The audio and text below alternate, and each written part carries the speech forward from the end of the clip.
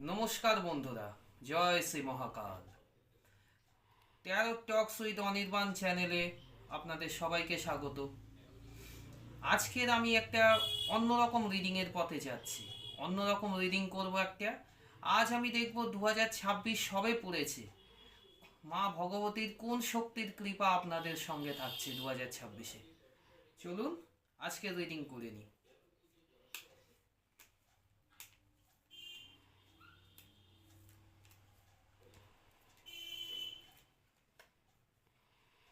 বাহ! মা কামাখ্যা, মা কামাখ্যার কৃপা এবছর সবার ওপরে বর্ষিত হচ্ছে, এটা আমরা সবাই দেখতে পাচ্ছি। দেখুন, অর্থাৎ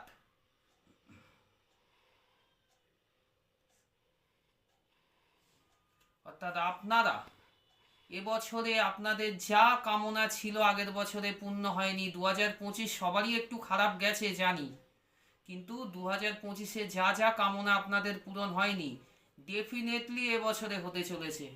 আমার কথা 100% সত্যি হবে। আমার কথা না, শুধু আমার কথা, মা কামাখ্যার কৃপা আপনাদের ওপর রয়েছে।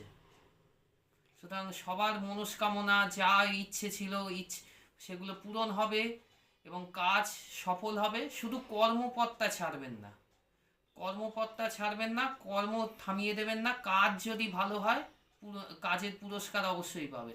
মায়ের কৃপা আপনাদের সবার ওপর থাকুক। জয় শ্রী মহাকাল বন্ধুরা। আজকের মতো নমস্কার।